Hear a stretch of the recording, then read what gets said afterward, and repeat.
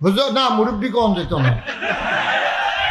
হুজুর বসেন, এক মুরব্বী কইয়া এখন আমি আর রাস্তা দিয়ে হাঁটতাম পারি না, আমি মাস্ক লাগাইয়া আটন লাগে হন। মার হাবা কর, উঠেন না, এই ওনারে বসাই দেন, কথা বললেন না, সবাই পড়ে না আমিন। যেই কথাগুলো বলছিলাম, আমরা এই দিনের মার্কাজটা যদি সুন্দরভাবে তৈরি করতে পারি, এই মার্কাজটা একদিন কিয়ামতের ময়দানে নাজাতের উসিলা হবে। এই ছেলেগুলো এখানে যারা পড়বে, মুরব্বী হেঁটে যাবে, সালাম দেবে আসসালামু আলাইকুম।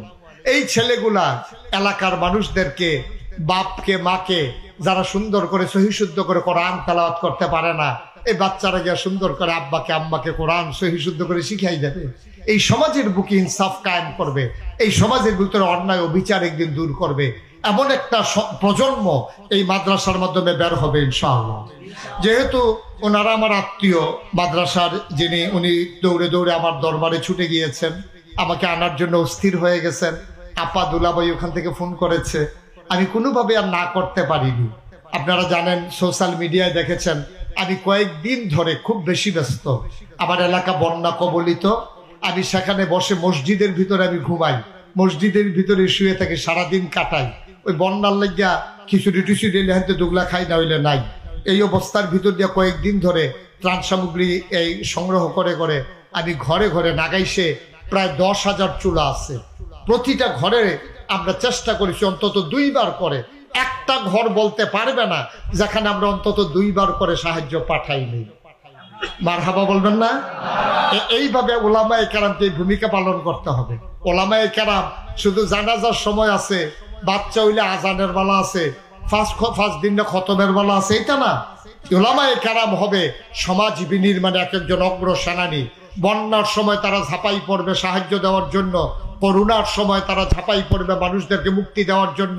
সমাজের ভিতরে যেখানে বিশৃঙ্খলা হবে, ওলামায়ে কেরাম যৌথ সমাজের মানুষদেরকে নিয়ে, নেতৃত্ব নিয়ে অন্যায়কে দূরীভূত করবে। ঠিক কিনা বলেন? ইমাম যখন যা মসজিদের সামনে থাকে, ইমাম যেমন সবার সামনে থাকে, ওই ওলামায়ে কেরাম যেখানেই বিশৃঙ্খলা, সব সাধারণ থাকবে পিছে, ওলামায়ে কেরাম থাকবে সবার সামনে। ঠিক কিনা বলেন? ইমামের জায়গা কি পিছে না সামনে? সামনে। নামাজের সময় যদি ইমাম মানতেন পারেন, সবসময় ইমাম মানবেন যে হুজুর হাতে মিলে গ্যাসের বোতলের দাম 3000 টাকা করে রাখে, গত কয়দিন আগেও 2000 বেচছে, 1000 বেচছে, অহন বিলে 3000 কয়, হুজুর লইয়া হবলে মিলে গিয়ে ধরবেন কি রে, কারবারটা কি? এইভাবে সুন্দরভাবে সমাজটাকে বদলে দিতে হবে, তাইলে আল্লাহ সুন্দর করে দেবে। এমন উদাহরণ যুগে যুগে আমাদের অনেক ছিল। সুবহানাল্লাহ বলবেন না? মুসলমান মন দিয়ে শুনো,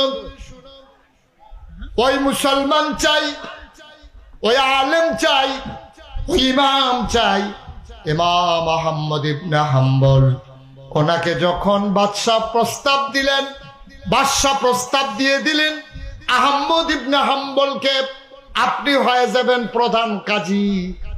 ইমাম আহমদ ইবনে হাম্বল বললেন, আমি তো কোনো বাদশার চাকরি করব না, আমি চাকরি করি বাদশার যিনি বাদশাহ, ওই আল্লাহ। আপনি যদি আমার চাকরি নেন, চাকরি দেন, আমি আপনার পক্ষে কাজ করা লাগবে। মনে রাখবেন, যদি ফতুয়া চান তাহলে 1 নম্বর ফতুয়া হবে আপনি বাদশাহ হওয়ার উপযুক্ত না। কত কঠিন দিল, কত সাহস তার।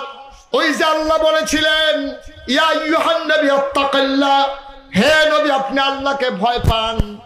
ওই ওলামায়ে কেরাম যারা, তাদের অন্তরে ছিল আল্লাহর ভয়, সমাজ বিনির্মাণে তারা আল্লাহর ভয় অন্তরে নিয়ে সমাজের মানুষের জন্য কাজ করেছে, কখনো কোনো অন্যায়ের কাছে মাথা নত করে নাই। ঠিক কিনা? আমরা সেই মানুষ হতে চাই। আপনি হুজুর হওয়া লাগবে বলছে কে? আপনি হুজুর হওয়া লাগবে আপনারা বলছে কে? আপনি হুজুর হওয়ার দরকার নাই, আপনি মুসলমান হন তাইলেই হবে। আমরা মুসলমান তো হওয়া দরকার আছে নাকি? সবাই হুজুর হবেন না, কিন্তু সবাই মুসলমান হওয়া লাগে।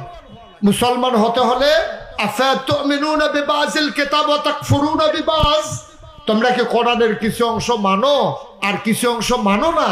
তাইলে হবে না। উদখুলু ফিস সিলমি কাফা, ইসলাম মানলে পরিপূর্ণভাবে ইসলামে দাখিল হয়ে যাওয়া লাগবে।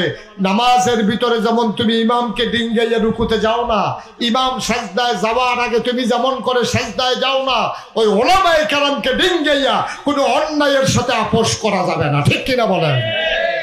ওই ওলামায়ে কেরামদেরকে মেনে মেনেই চললেই তাহলেই শান্তি। বন্ধু